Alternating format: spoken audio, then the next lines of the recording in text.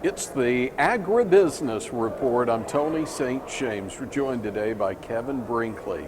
Kevin is President and CEO of Plains Cotton Cooperative Association, PCCA. Kevin, it's great to see you again. Good to be here as always, Tony. Okay, so elevator speech for PCCA. Who are you and what do you do? So it's pretty simple. PCCA is a grower-owned marketing cooperative, and so that really just means that we take the cotton that's produced by our farmer owners and we sell that for as much as we can, and we subtract the cost of doing that and send all the rest of the money back to the growers. So that's kind of the cooperative business model. And you're also involved in kind of the storage, the warehousing side of it as well, right? We are. So even though the concept of selling that cotton is pretty simple, it's a complex operation, and so there are a lot of things that go into developing maximum value for that cotton. So in terms of storage and handling, how can we get the cotton as quickly as possible to deliver to our customers, and how can we do that most efficiently? And so one of the things that we do is we have an intermodal rail facility where we load cotton onto rail cars in Altus, Oklahoma, and we send it straight out to the West Coast onto a vessel and to our textile mills. I am so glad you said that, because I was already preparing to say, and you've got some experience in building some railroad or some rail as well. We ship that cotton, and you mentioned West Coast. Does the majority of that go out through Long Beach? It does, either there or Los Angeles.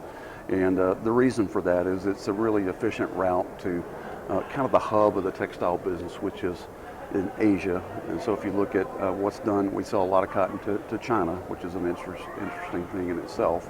But you've also got that whole textile complex in Southeast Asia, and it's just a straight shot across the Pacific to get there. So that's the cheapest way we can do it, and the cheaper we can do that, the more money we put in our farmers' pockets. Logistics of doing that for our grains and, well, ethanol, a little difficult to put that in a container, if you will, but we'll see, bulk shipments going out. How do we actually ship that cotton out? It's a 480-pound bale or so. Is that loaded in containers? How does it get there? It is. Almost every bale of cotton that is exported from the U.S. goes in a container, and that's especially important for us because all the cotton that we grow here in Texas, Oklahoma, and Kansas is for the export market. So we stick about 88 bales into every container, and then a train will hold 220 of those containers, and that's called a unit train. And so that's a very efficient move out to the West Coast.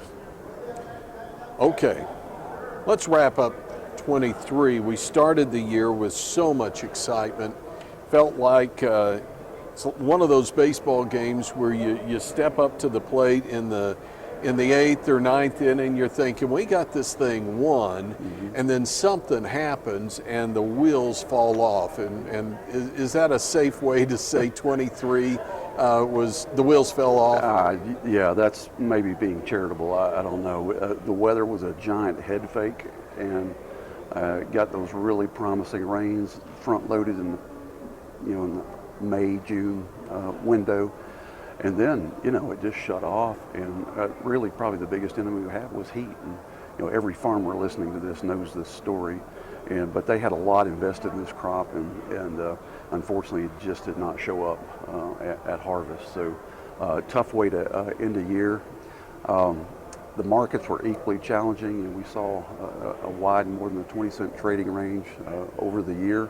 And so finding those opportunities, those windows to sell cotton, which is hugely important, is one of the things that really helped our seasonal marketing pool this year, was being able to have the ability to sell at those opportune moments in the market, and that's made the guys that were in our pool on average are a lot better off than the ones that waited for harvest.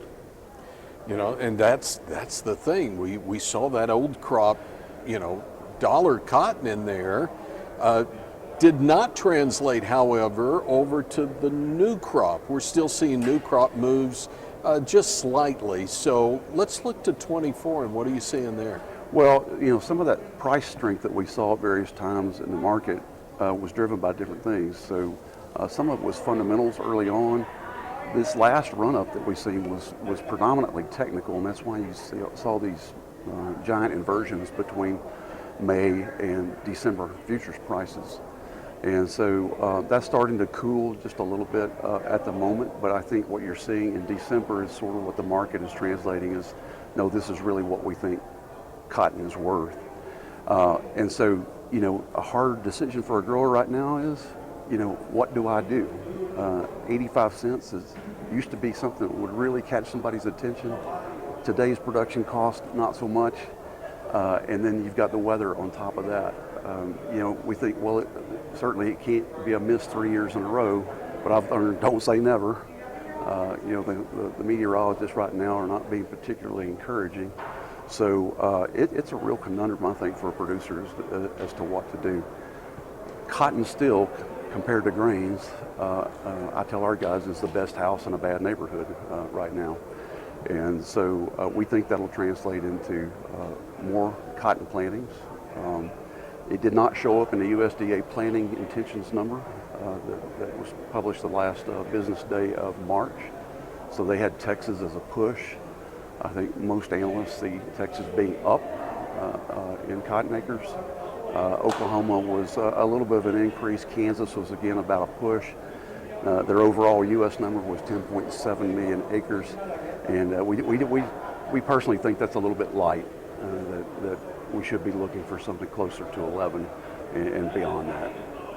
So if you can't really pencil it out in the 80-cent range, how do producers make it work? So in other words, you've got tools like the PCCA pool, so you can take advantages of those moves to $1 when they do come, but how does a producer plant cotton when you're looking at red?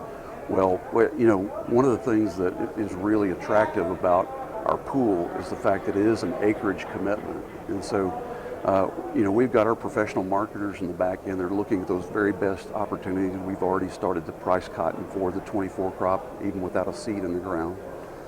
And we'll continue to do that throughout the season. But, you know, if you see the weather turning against you, then it's no harm, no foul if you don't make any cotton or whatever comes off that farm, you know, be it a little or a lot, will go into the pool. And so a pool's not designed to hit the high of the market.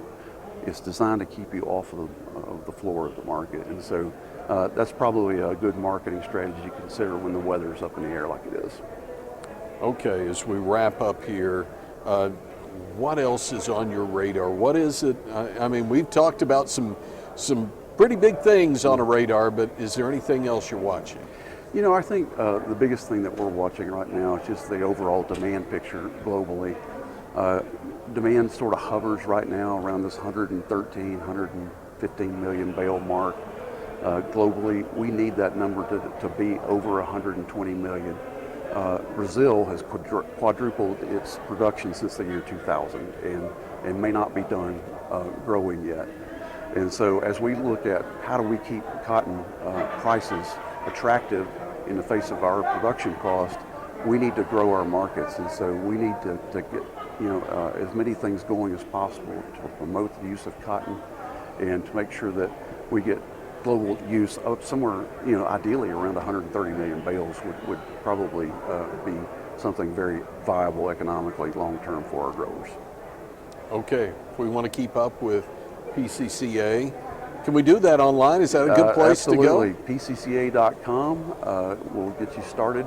There's a ton of resources there. I would encourage all of our growers, or anybody for that matter, to look for a link called Cotton Market Weekly. It's a 5-minute read. It's no jargon allowed, and it'll tell you what was important, what moved prices, and what to look for over the coming weeks. You'll also find contact information for our team to tell you more about our marketing options. We've got lots of other things in addition to the pool. And so that's a good place to start. We're on all the socials. Just type in Plains Cotton and we'll pop up. And I think he's got his own TikTok account. Now, are you dancing on your TikTok account yet? I'm not over to TikTok yet. Okay, it's Kevin Brinkley. He's president and CEO of Plains Cotton Cooperative Association, PCCA. We're in Lubbock for the Texas Cotton Ginners annual convention and their expo at the Lubbock Civic Center. I'm Tony St. James. This is the Agribusiness Report.